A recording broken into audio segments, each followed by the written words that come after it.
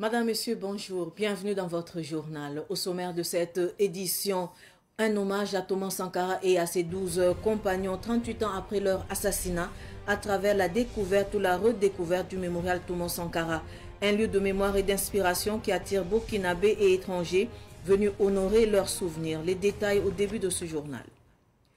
Double commémoration des 26 ans de Savane FM et des 7 ans de Savane TV. Savane Média à la rencontre de ses auditrices du marché de Gounguin. Une étape de plus dans cette démarche de remerciement et d'échange avec les fidèles auditrices et auditeurs. On en parle dans quelques instants. Comme je le disais, aujourd'hui 15 octobre 2025, nous commémorons le triste anniversaire de l'assassinat de Thomas Sankara et de ses 12 compagnons à Ouagadougou. Sur le site même où ils ont été assassinés, le mémorial Thomas Sankara s'élève comme un lieu de mémoire et d'inspiration. Burkinabés et étrangers visitent le lieu comme pour s'inspirer de l'héritage de celui qui a rêvé d'un Burkina Faso intègre et d'une Afrique libre. C'est un reportage signé Issa Oumarati.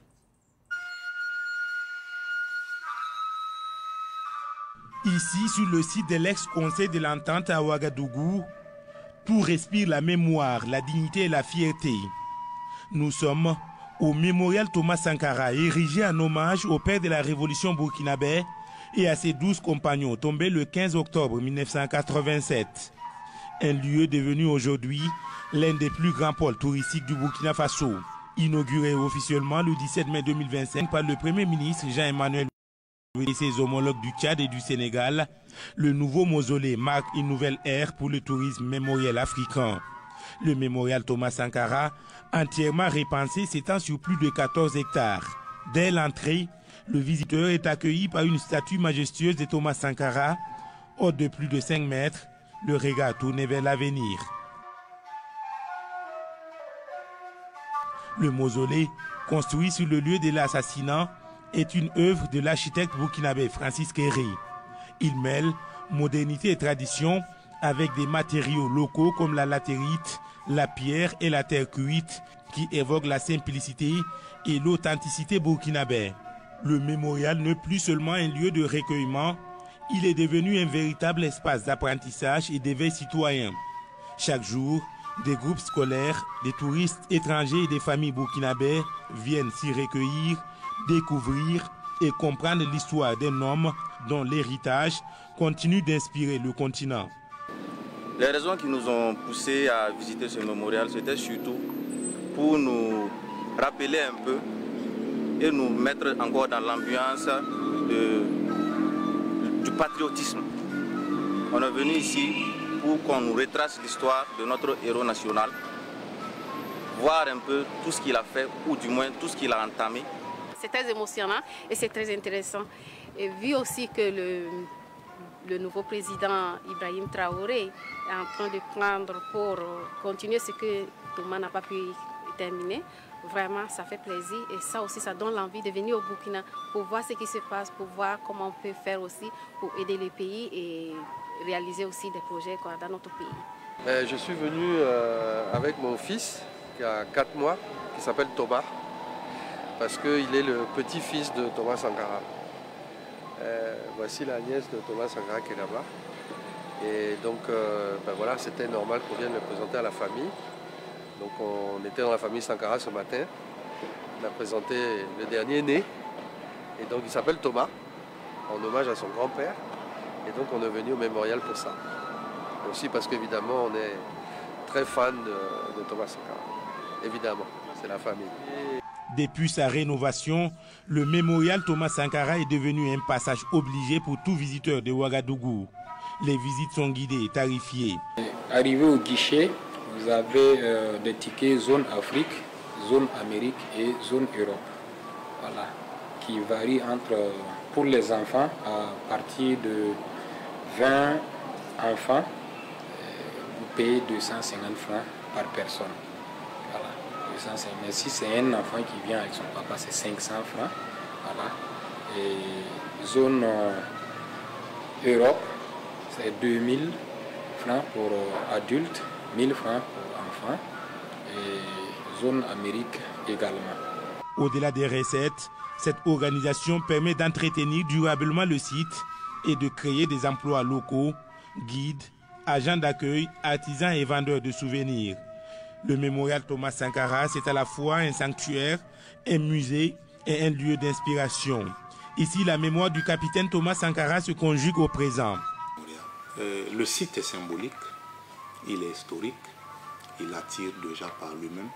Nous avons pu constater également que avec ces investissements qui ont déjà été faits, avec tout ce que nous avons apporté comme éléments nouveaux, voilà, les visites se sont en tout cas multipliées.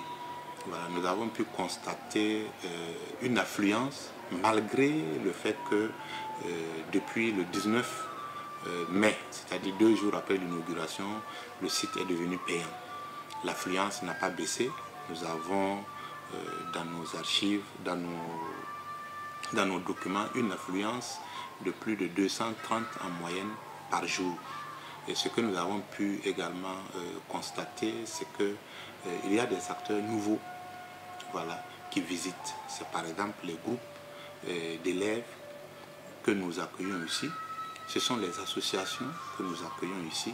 Et ce sont les groupes d'étrangers qui viennent pour des sessions de travail qui se mobilisent pour venir. À travers ce site, le Burkina Faso célèbre une vision de justice, d'intégrité et de souveraineté africaine. Un héritage vivant qui attire, éduque et inspire, faisant du mémorial Thomas Sankara non seulement un haut lieu de mémoire, mais aussi un moteur du tourisme et du développement culturel du Burkina Faso.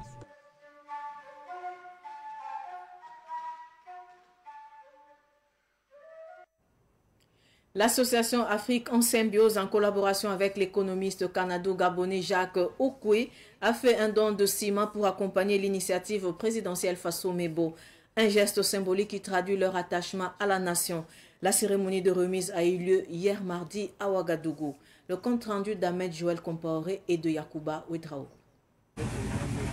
2 tonnes de ciment est le don de l'association Afrique en Symbiose à Faso Mebo. L'association qui bénéficie de l'accompagnement de Dr Jacques Okwe, panafricaniste canado-gabonais, fait ce don pour réaffirmer son sens du patriotisme et d'amour pour la patrie. Aujourd'hui, nous sommes vraiment très émus. Aujourd'hui, 14 octobre, nous sommes venus au site de Faso Mebo pour un don. Voilà, un don de 2 tonnes de ciment. Voilà, organisé par le docteur Jacques Okwe, un Canadien économiste, et également l'association L'Afrique en Symbiose dont je suis la présidente. Pour le docteur Jacques Okwe, économiste canado-gabonais, il a associé son image à ce don pour marquer son amour pour le Burkina Faso et ses dirigeants. Ce travail-là, ce n'est pas simplement qu'ils sont motivés par le salaire, ils sont aussi motivés par l'amour pour la patrie, le même amour que manifeste effectivement le président capitaine pour son pays, avec la vision qu'il a pour faire du Burkina, pourquoi pas un pays émergent d'ici 10 ans.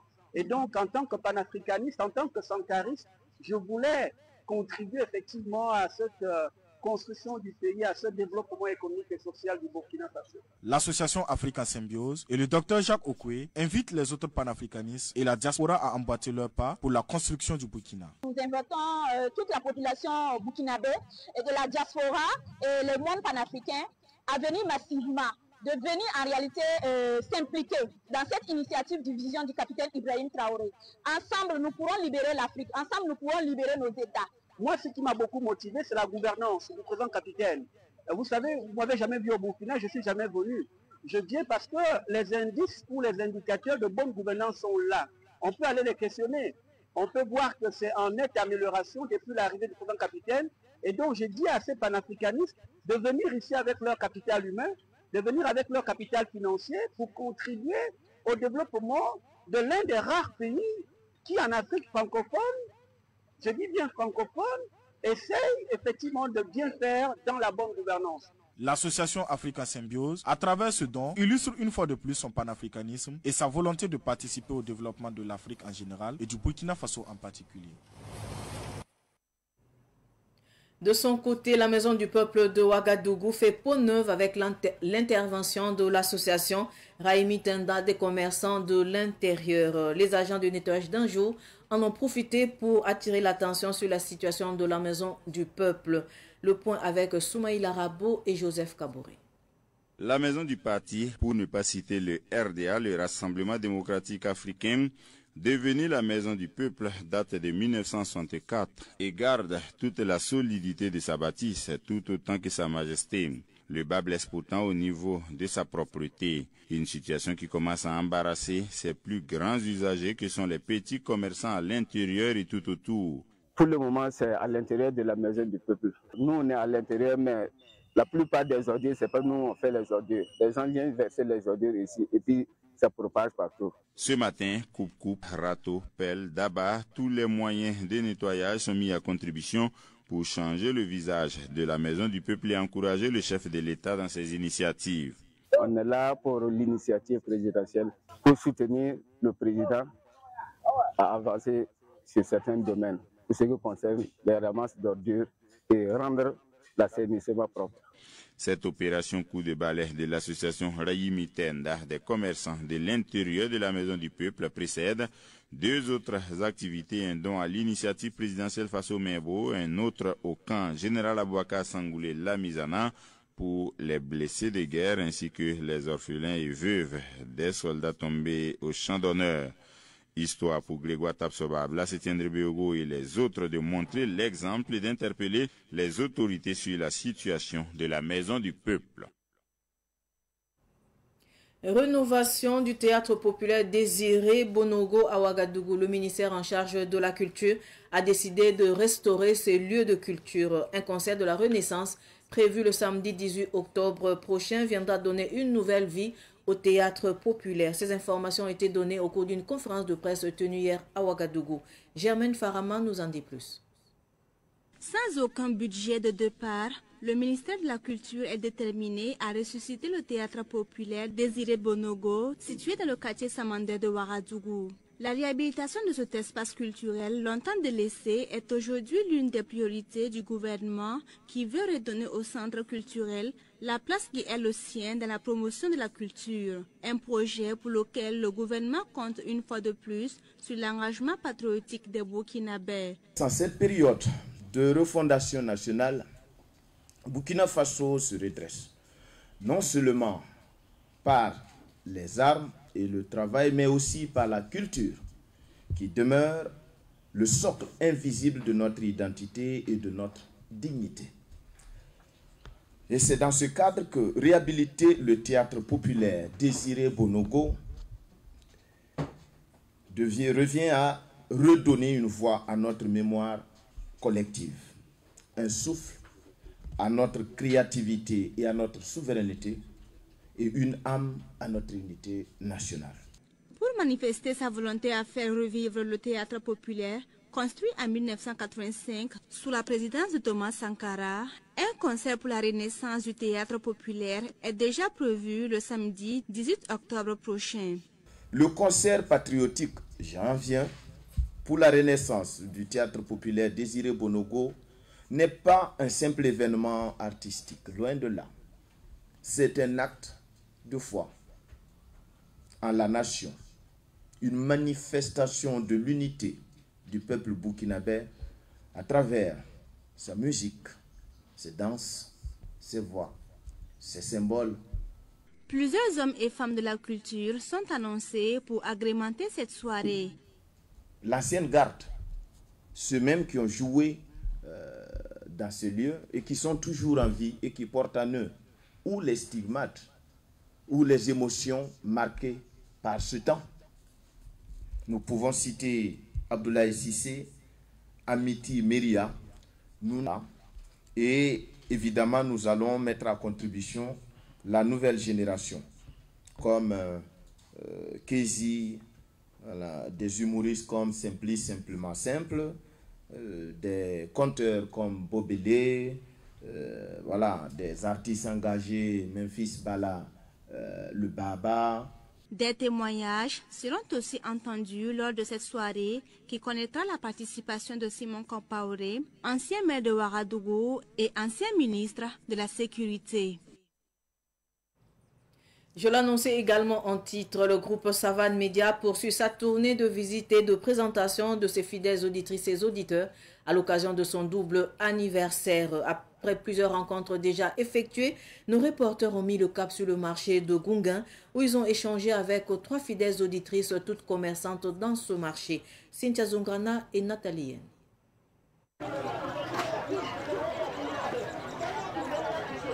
Nous sommes au marché de Gungan, marché situé à l'arrondissement de Ouagadougou.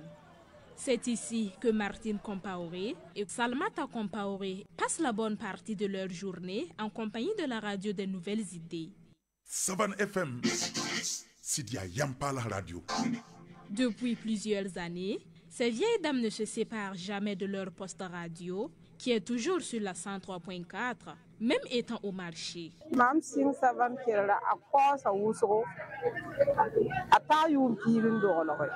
Il y a longtemps que j'écoute la radio Savane FM. Ça vaut 10 ans ou même plus. Du matin jusqu'au soir, j'écoute Savane. J'ai un poste radio au marché ici et un autre à la maison.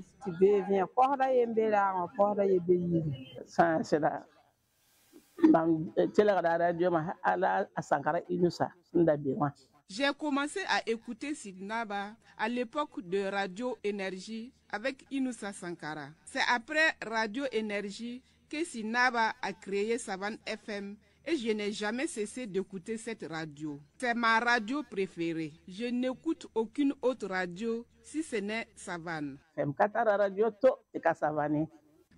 Mais qu'est-ce qui fait que ces dames préfèrent Savane FM aux autres stations? Les raisons ne manquent pas. Ce qui fait que j'aime Savane, c'est que la radio est sur la voie de la vérité. Il conseille tout le monde, les jeunes ou même nous les vieilles. C'est pour tout cela que j'aime Savane Média. C'est vraiment à cause du Moré que j'aime cette radio. Je ne comprends pas le français. Le Moré prime à Savane, donc je ne peux que l'aimer. Parmi les nombreuses émissions proposées par la radio des nouvelles idées, les dames ont une préférence commune. Vénersonri. Vénersonri, la revue de presse interactive sur Savane FM. Moi, l'émission que j'aime le plus, c'est Vénersonri. J'aime aussi les proverbes de Sidnaba. Du lundi au vendredi. Je ne peux jamais manquer Vénersonri. C'est ce que j'aime le plus. J'aime aussi l'émission des vieux qui se fait à Moré, mais pas plus que Vénersonri. Le groupe Savane Média commémore cette année son double anniversaire à travers notamment une foire qui se tiendra du 29 octobre au 2 novembre prochain devant ses locaux.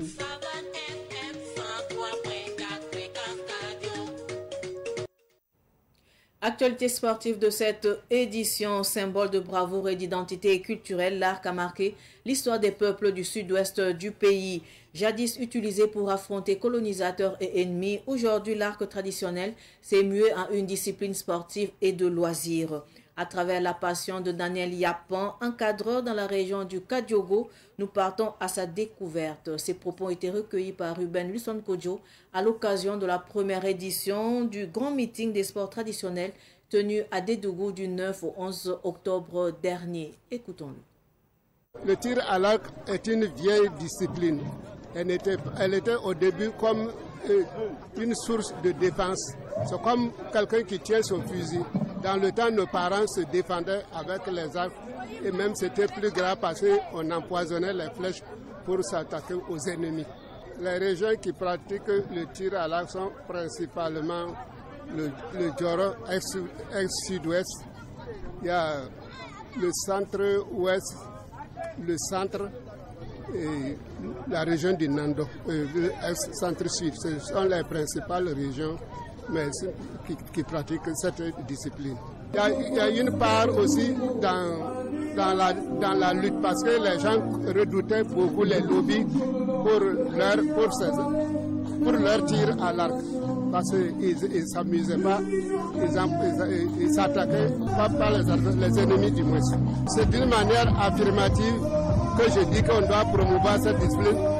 Si nous prenons l'esprit même de consommant local, ça c'est le tir à l'arc, c'est notre culture. La lutte traditionnelle, c'est notre culture. Voilà pourquoi le Fonds national a fait la promotion en organisant cette compétition pour les deux disciplines. Donc le tir à l'arc mérite d'être redynamisé.